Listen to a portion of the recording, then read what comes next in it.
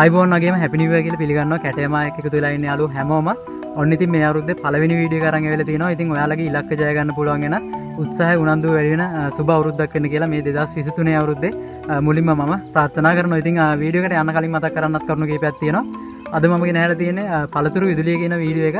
ඉතින් මේ අම්ල තියෙන පළතුරු වලින් විදුලිය ගන්නවා කියන්නේ අලුත් දෙයක් නෙවෙයි.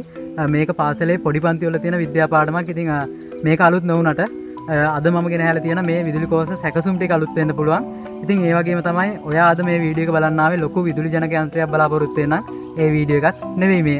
ඒ වගේම තමයි මගේ වීඩියෝ ගැන එහෙම නැත්නම් මගේ නිර්මාණ ගැන නිගමන වලට එන්න කලින් ඒ වීඩියෝ හරියට බලන්න. ඒ වගේම ඒ නිර්මාණ කරලා බලන්න. මොකද මම කරන්න බැරි දේවල් පෙන්නලා නැහැ. ඉතින් ඒක කියන්න ප්‍රධානම හේතුවක් තියෙනවා. මම කරලා අසාර්ථක වෙච්ච නිර්මාණ ගොඩක් තියෙනවා. ඒ වගේම අපතේ ගිය වීඩියෝ ක්ලිප් ගොඩක් තියෙනවා. ඉතින් ඒ දේවල් පෙන්නලා මට views ගන්න තිබුණා.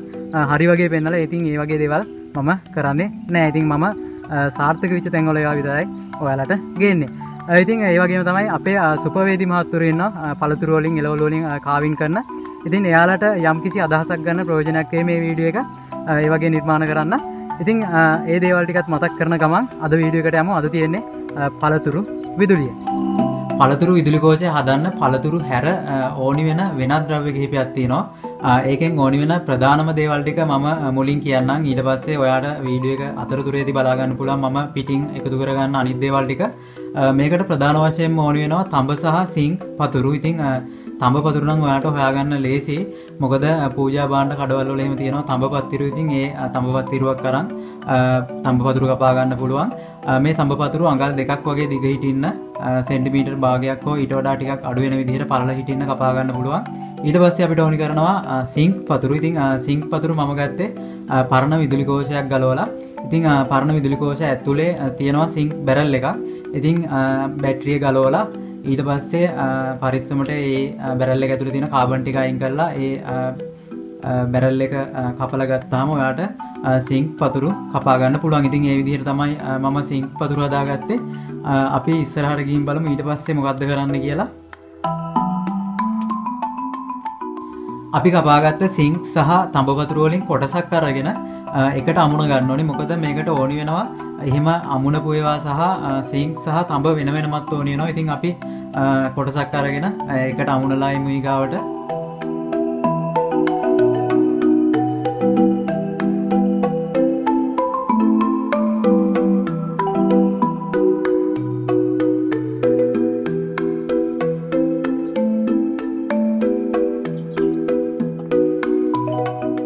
ඔන්න අපි සිංක් සහ තඹ පතුරු කපාගෙන අමුණලා ඒ ටික හදාගෙන ඉවරයි.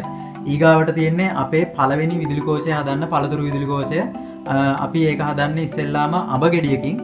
ඉතින් මේකට තව පොඩි පොඩි දේවල් ටිකක් පිටින් ඇඩ් වෙනවා. මේක හදන අතරතුරේදී ඔයාලට බලා ගන්න පුළුවන්. විශේෂයෙන්ම මේ තඹ සහ සිංක් විතරයි કૃතිම දෙයක් විදිහට, ඒ කියන්නේ ස්වභාවික පරිසරයේ නැති දෙයක් විදිහට ගන්නෙ. මේකට ඇඩ් කරගන්න වෙනත් දේවල් ටික අපි ස්වභාවික පරිසරයෙන්මයි එකතු කරගන්නේ. ඊගාවට බලමු අපි මේක කොහොමද වෙන්නේ කියලා.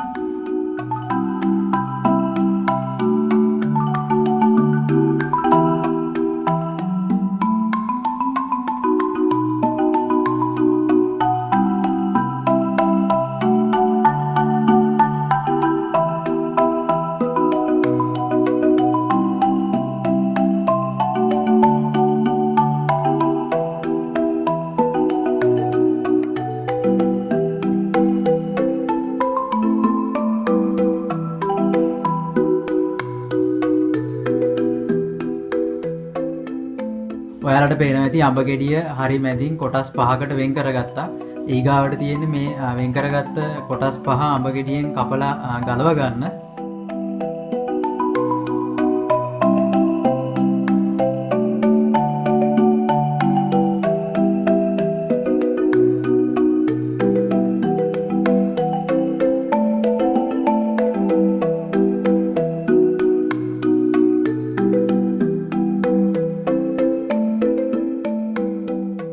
අඹ ගෙඩියෙන් වෙන් කරගත්ත කෑලි ටික මේ දැන් පෙන්නන විදිහට සිදුරු කරගන්න ඕනි.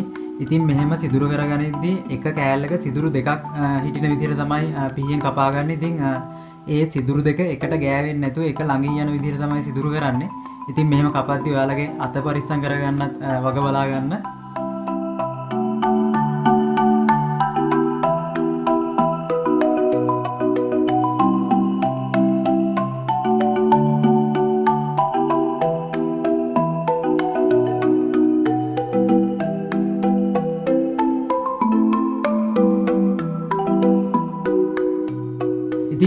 විදිහට අඹ කෑලි ටික සිදුරු කරලා කපා ගත්තයින් පස්සේ අපේ අඹ ගෙඩියෙත් කොටස් දෙකක් තියෙනවා දෙපැත්තෙන්.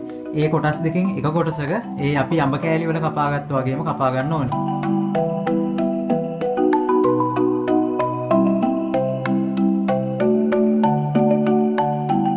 ඔයාලට පේනවා ඇති මම මෙතනට කෙසෙල් කොළ කෑලි කිහිපයක් අරන් තියෙනවා. ඉතින් මේ කෙසෙල් කොළ ගත්තේ විද්‍යුත් පරිවාරකයක් විදිහට. ඉතින් මේකට මම ස්වභාවික දෙයක් විදිහට ගන්න ඕන හින්දා තමයි කෙසෙල් කොළ ගත්තේ. නැත්නම් පොලිතින් වගේ දෙයක්ත් ගන්න පුළුවන්. විශේෂයෙන්ම කියන්න ඕනේ කෙසෙල් කොළ ගත්තේ මේක කුඩා විදුලි කෝෂයක් හින්දා නැතුව ලොකු දෙයකට එහෙමනම් කෙසෙල් කොළ වගේ දේවල් හරියන්නේ නැහැ. මේකේ ලොකු ධාරාවක් නිපදෙන්නේ නැහැ. ඉතින් කෙසෙල් කොළයක් කරා විදුලිය ගමන් කරන්න තරම් ලොකු ධාරාවක් එන්නේ නැහැ. ඒකින්ද මම මේකට කෙසෙල් කොළ පාවිච්චි කරනවා. ඉතින් බලාගෙන ඉන්න මේ කෙසෙල් කොළ අතරට තියලා මේ අඹ කෑලි ටික ආපහු මේ අඹ ගෙඩියට හයි කරගන්න ඕනේ. අඹ කෑල්ලෙන් කෑල්ල එකට ගෑවෙන්නේ නැති විදිහට හිටින්න තියලා තමයි හයි කරන්නේ. ඉතින් ඒක බලා ගන්න.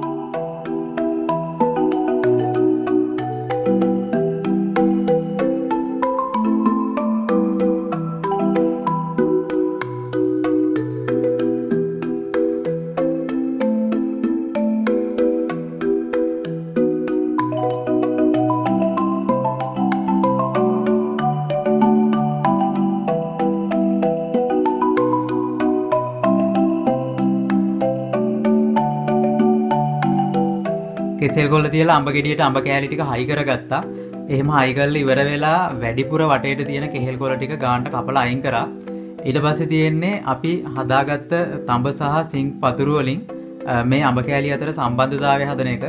එහෙම සම්බන්ධ කරද්දී විශේෂයෙන්ම එක අඹ කෑල්ලකට, ඒ කියන්නේ අපි අඹ කෑල්ලක සිදුරු දෙකක් හදාගත්ත එක අඹ කෑල්ලකට එක જાතියෙන් පතුරු සම්බන්ධ වෙන්න බෑ. හැම වෙලාවෙම වර්ග දෙකේ පතුරු දෙකක් තමයි මේ අඹ කෑල්ලේ තියෙන සිදුරු දෙකට සම්බන්ධ වෙන්න ඕනේ. එක පිළිවෙලකට එක පැත්තක ඉඳන් තඹ සිංක් ඒ විදිහට තමයි සම්බන්ධ වෙන්න තියෙන්නේ. අපි ඒ විදිහට සම්බන්ධ කරලා බලමු.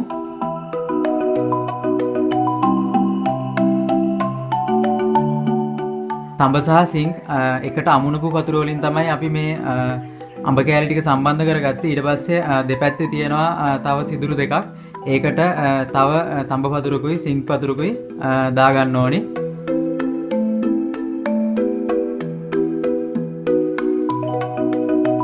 මේ ලෝහ පතුරු ටික සිදුරු වලට දාලා ඉවර වෙලා ඊට පස්සේ සිදුරු තියෙන පැත්තෙන් අපි තව කෙහෙල් කොළ කෑලි ටිකක් කපලා රිංගවලා තද කරගන්නවා.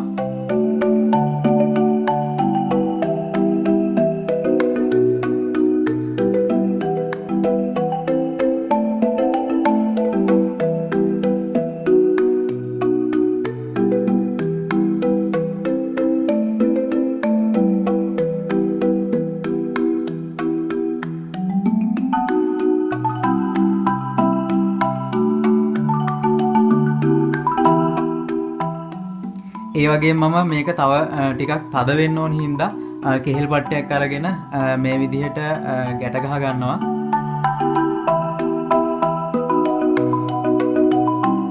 ඔන්න ඉතින් අපි අඹ විදුලි කෝෂය හදලා ඉවරයි. අපි මේක පස්සේ චෙක් කරගමු. ඊතුරු විදුලි කෝෂ දෙකත් හදලා ඉවර වෙලා ඊළඟ විදුලි කෝෂය හදන්නේ දෙහි ගෙඩි වලින්. ඉතින් මේ දෙහි ගෙඩි වලින් විදුලි කෝෂය හදන්න කලින් දෙහි ගෙඩි ටික හොඳට තලාගෙන ඉන්න ඕනි. මොකද දෙහි ගෙඩිය ඇතුලේ තියෙන බිකි ටික රෝම ටික හොඳට තැලිලා ඇතුලේ තියෙන ඇඹුල් ටික කවලම් වෙන්න ඕනි. ඉතින් එහෙම තලාගෙන ඉමු ඉස්සෙල්ලා.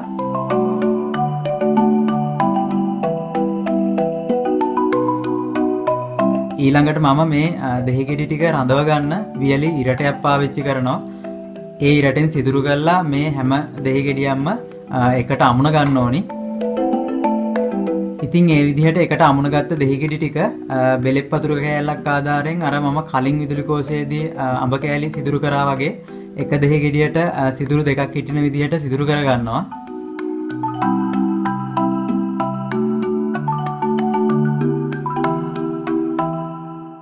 ඊළඟට තියෙන මේ දෙහි ගෙඩි ටිකට තඹ සහ සිංක් පතුරු ටික හයි කරගන්න කලින් විදිහටම තමයි අපි අඹ ගෙඩියේ අමුණපු විදිහටම තමයි දෙහි ගෙඩි ටිකටත් ඒ විදිහටම සිංක් පතුරු පිළිවෙලට හයි කරගන්න ඕනේ.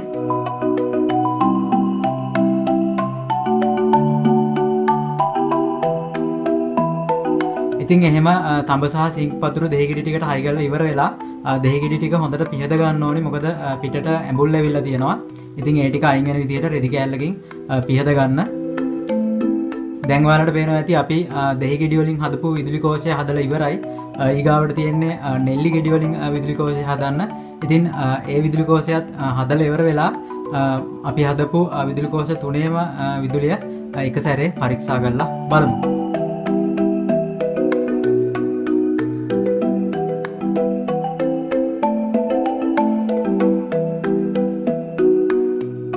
ඉතින් කලින් ඒවා වගේම තමයි මේ නෙල්ලි ගෙඩි ටිකනොත් විදුලි කෝෂය හදාගන්නේ. මේ නෙල්ලි ගෙඩියේ තඹ පතුරු දාන්න සිදුර හදද්දි විශේෂයෙන්ම නෙල්ලි ගෙඩිය ඇටේ දෙපැත්තෙන් යන විදිහට තමයි කපා ගන්න ඕනේ. නැහැනම් මැදින් එහෙම විද්දොත් එහෙම අපිට හරියට කෙලින් විද ගන්න බැරි වෙනවා. මොකද ඇටේ යහුව වෙනවා. ඒකින් හින්දා එහෙම ඇටේ යහුව වෙන්නේ නැති වෙන්න දෙපැත්තෙන් සිදුරු කරලා හදා ගන්න. ඊට පස්සේ එහෙම හදාගෙන ඉවර වෙලා සිදුරු කරලා ඉවර වෙලා රෙදි කෑල්ලකින් පිය දාලා කලින් වගේම තඹ පතුරු ටික අමුණ ගන්න.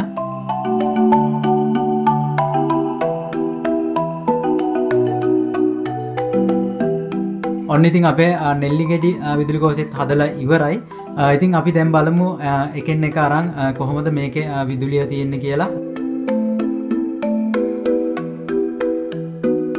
ඉස්සෙල්ලාම අඹ ගෙඩියෙන් හදපු විදුලි කෝෂය ගත්තා. ඉතින් මේ විදුලි කෝෂ තුනේම මම වයර් කෑලි හයි කරගත්ත දෙපැත්තෙන්. ඒ කියන්නේ දෙපැත්තේ තියෙන තඹ සහ සිංක් වතුරට වයර් කෑලි හයි කරගත්තා. මොකද එතකොට අපිට මේක පරීක්ෂා කරන්න පහසු හින්දා. ඒ වගේම විශේෂයෙන්ම කියන්න ඕනි මේ මම දැන් පාවිච්චි කරන මල්ටිමීටර් එකේ 0.01ක වෙනසක් පෙන්නනවා. ඉතින් ඒක ගැන වැඩි හිතන්න එපා. අපි චෙක් කරද්දී එන අගයෙන් ඒ ගාන ඒ අගේ අඩු කරලා ගත්තාම හරි ගාන බලා ගන්න පුළුවන්. ඉතින් අපි චෙක් කරලා බලමු මේ අඹ විදුලි කෝෂයේ විදුලිය කොහොමද තියෙන්නේ කියලා. ඉතින් ඔයාලට දැන් බලා ගන්න පුළුවන් මේ අඹ කෑලි ඔක්කොගේම එකතුව වෝට් 3යි ගානක් තියෙනවා. ඉතින් ඒ වගේම තමයි ඒ කෑල්ලෙන් කෑල්ලට අපි පහලට බලාගෙන ඉමු තනි කෑල්ලක කීයක් තියෙනවද බලන්න.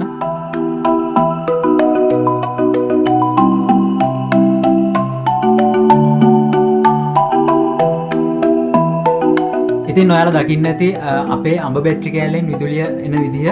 ඉතින් තව දෙයක් මතක් කරන්න ඕනි මේ බැටරි කෑල්ලේ ඒ කියන්නේ අපි අඹ ගෙඩියෙන් හදාගත්ත විදුලි කෝෂයේ තඹ පතුරෙන් අවුට්පුට් එක එන පැත්ත තමයි ධන විදියට ගන්නෙ. සිංක් පැත්ත ඒ කියන්නේ සිංක් පතුර හයි කරලා තියෙන පැත්ත තමයි ඍණ විදියට ගන්නෙ. ඉතින් අපි මේ අඹ බැටරි කෑල්ලෙන් බල්බ් එකක් පත්තු කරන්න පුළුවන්ද කියලා බලමු. මම LED කිහිපයක් අරන් තියෙනවා මේක චෙක් කරලා බලන්න. ඔයාලට දැන් හොඳට බලා ගන්න පුළුවන් මේ බැටරි කෑල්ලෙන් එන විදුලියෙන් LED දැල් වෙන විදිය. ඊළඟට අපි දෙහි ගෙඩි වලින් හදපු විදුලි කෝෂය පරීක්ෂා කරන්න ගමු. අපි මේකේ එක ගෙඩියක ඉඳන් ඉතුරු ගෙඩි 6ට යනකම් විදුලිය චෙක් කරගමු. ඉතින් ගෙඩි 6ෙම එකතුව ගත්තාම ඔයාලට පේනවා ඇති ආසන්න වශයෙන් වෝල්ට් 3කට ආසන්න අගයක් තමයි තියෙන්නේ. ඒ වුණාට අපි කලින් හදාගත්ත අඹ විදුලි කෝෂයේ මීට වඩා තිබුණා. මම හිතන්නේ මේ දෙහි ගෙඩි වලින් හදාගත්ත විදුලි කෝෂයට වඩා අඹ වලින් හදපු අඹ ගෙඩියෙන් හදපු විදුලි කෝෂයේ කාර්යක්ෂමයි. ඉතින් අපි ඊගාවට අපේ අවසාන විදුලි කෝෂයට යන් නෙල්ලි ගෙඩි වලින් හදාගත්ත විදුලි කෝෂයට. ඔයාලට දැන් බලා ගන්න පුළුවන් නෙල්ලි ගෙඩි 5කින් වෝට් 4ක කරන්ට් එකක් එනවා. ඉතින් අපි බලමු එක නෙල්ලි ගෙඩියක මොන වගේ විද්‍යුතයක් තියෙනවද කියලා වෝල්ට් එකක් තියෙනවද කියලා. බලන්න එක නෙල්ලි ගෙඩියක වෝල්ට් 1කට ආසන්න අගයක් තියෙනවා. ඉතින් අපි හදපු පළතුරු විදුලි කෝෂවල වැඩිම වෝල්ටේජ් එකක් තියෙන්නේ මේ නෙල්ලි ගෙඩි වලින් හදපු විදුලි කෝෂේ. ආලෝකයේ අඩු තැනකට ගත්තොත් එහෙම මේ බැටරි වලින් බල්බ් දැල් වෙන විදිය ඔයාට හොඳට බලා ගන්න පුළුවන්.